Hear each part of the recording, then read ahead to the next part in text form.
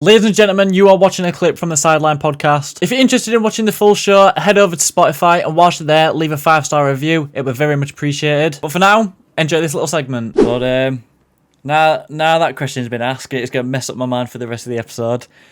In the last episode, obviously, we spoke about financial side of football. And a lot's happened in the past week since the last episodes. And it's something that plenty of people have a split opinion on. And I've somewhat got a strong opinion. I'll ask it anyway. Do you believe that there should be a spending cap in the Championship? And the reason I asked that, for example, last season, Burnley alone spent £43 million. Gone up with ease pretty much. It's a lot of money for Burnley. They've never really spent that in the Premier League. This season, Leicester have already signed Conor Cody for £7.5 million. That rises to, I think, 9.5. Hurt us a little bit inside, but Harry Winks has gone to Leicester for £10 million. And this is just a start and many incoming to Leicester City. Do you think they should bring a spending cap into the Championship? Because, first of all, I'll just briefly say, and I'll get into it further on, but I just think it's so unfair on the teams lower in the league, teams like Rotherham United that are fighting relegation every single season. Teams like, imagine if Wrexham get into the Championship one year, they're going to have to battle with whoever goes down from the Premier League. So do you think there should be a cap, or do you think because it's the same in every single league, it's fair going? I think it's difficult, isn't it? Because, obviously, Premier League teams, I think, all teams have financial fair play. But I think it's difficult because Premier League teams get parachute payments. I feel like that's unfair. So, if you get relegated, you still get more money than the other Championship teams because you're coming from a Premier League. I feel like that is unfair. But in terms of... It would be impossible to control, I think, because you look at Leicester, the only reason I think they're spending lots of money is because they've just sold the biggest asset, which was Maddison, to Tottenham. Yeah, 100%, yeah. 50 million, so they might not have been able to do that if they kept him. I don't know how you would police a spending cap.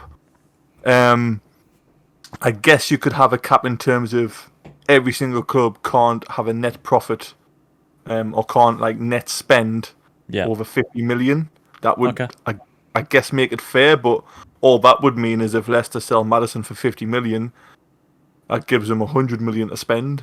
So it would be pretty difficult to police, I think. And I think, again, the more you bring in rules like caps and stuff like that, it's not encouraging people, but it's almost tempting teams to cheat and tempting teams to find a way around. Like we mentioned on the last episode, apparently Mancini at Man City was only getting 40 grand a week, but he had a win bonus. Yeah. And where Man City were winning most games, so he wasn't really on £40,000 a week. If his win bonus was 40, he was really on 80 grand a week. So it would encourage stuff like that to happen in the Championship, which I guess would be dangerous for teams not in the Premier League. I do like the idea of a spending cap, though, just because I would love to... I mean, the Championship's already a ridiculously competitive league. 100%, so yeah. It would be amazing to see, I don't know, teams like Wigan come back. I know Bolton are in League One, Derby County are in League One. It would be amazing to see them come back to the Championship and really go for it and not be disadvantaged because whoever's come down from the Premier League has parachute payments. I feel like we should scrap parachute payments. That whole thing where you get 3 years of...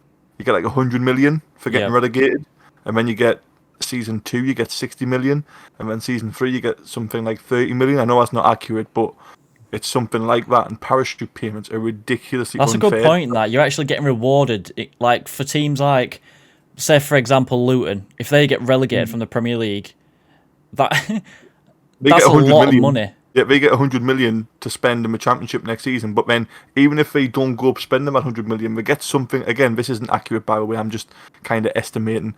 But the second season, if Luton don't go up straight away, they get 60 million.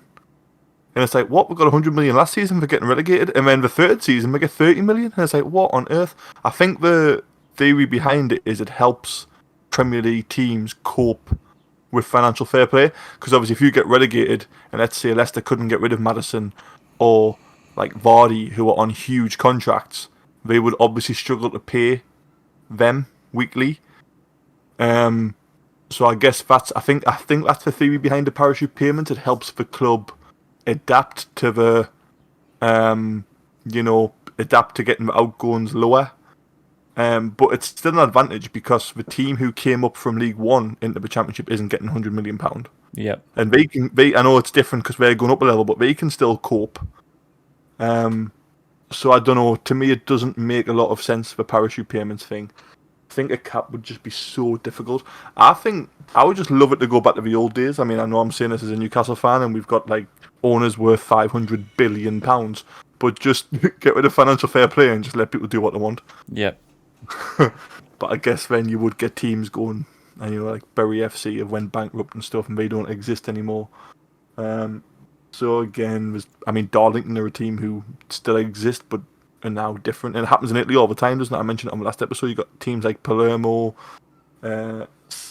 Salernitano, I think they're called. I can't remember.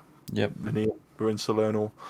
But like they went bust, and they have to start up over and over and over again until they get the financial side right. So I don't know.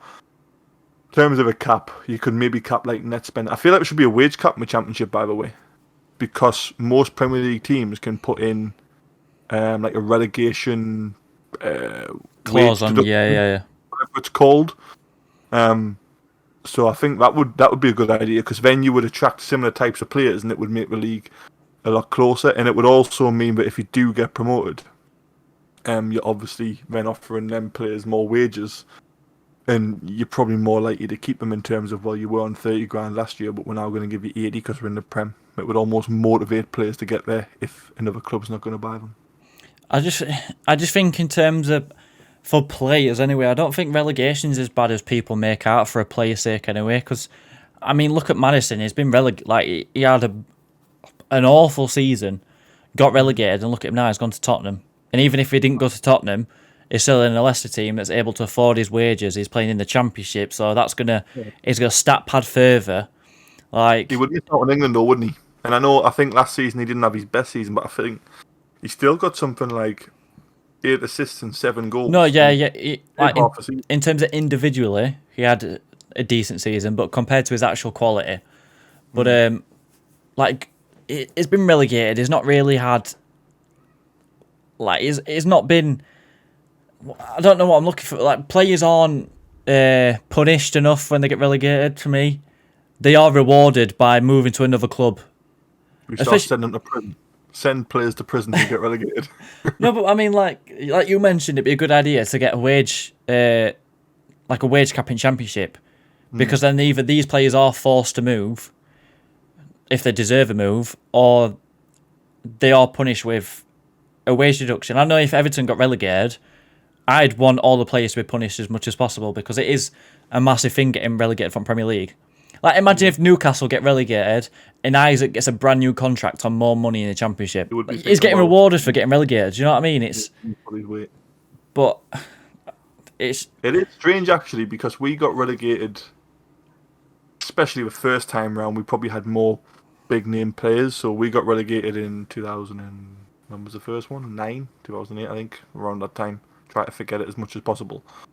But obviously, Michael Owen went on a free. He refused to play the last game because he didn't want to get injured because he had the move to Man United lined up. Obafemi Martins wanted to stay, but we wanted to clear out, so he went. Mark Viduka went. But players stayed, like Kevin Nolan stayed in the Championship on a big contract. Alan Smith, at the time, when we signed him, was at England International like a year previous. We had Jonas Gutierrez, who was in the Argentinian squad, playing with Messi, and Maradona said he built the team around him and Messi at the 2010 World Cup. And we had Fabrizio Colocini, who played at AC Milan. He was our centre-half. He became our captain. We had Nicky Butt, who was a Premier League winner at Man United. I'm trying to think of the other... I think in terms of big-name players, that was it. But, I mean, that's still a lot of big-name... Joey Barton was another one. He was at Manchester City. He had an England cap. He was with us. So we had a core group of players like Kevin Nolan, Joey Barton, Alan Smith, Nicky Butt, Jonas Gutierrez, Jose Enrique, who went on to play for Liverpool, Fabrizio Colocini, Stephen Taylor at the time was getting talked about for England, who was like a homegrown player. So we had all these players who stayed, and we just walked the Championship. We got like over 100 points, and I think we were promoted by like March. So they didn't get punished, and we kind of cheated that league because we were allowed to keep all of our Premier League players who just got us straight back up. Yeah. So I think it is more. It has to be more of a club punishment rather than like you have to have a punishment in place for Championship. Because imagine if Luton Town get relegated, which, not to be harsh to them, they probably are expected to go down next season. But as Bournemouth showed, anything's possible. And then Bournemouth showed anything's possible and then got rid of a manager. That still blows my mind. Yeah, we're still not over that yet. An absolute embarrassment. But yeah, I think it does have to be a club thing. Because like I said, punishing players like Luton Town for getting relegated when they're probably expected to wouldn't be fair.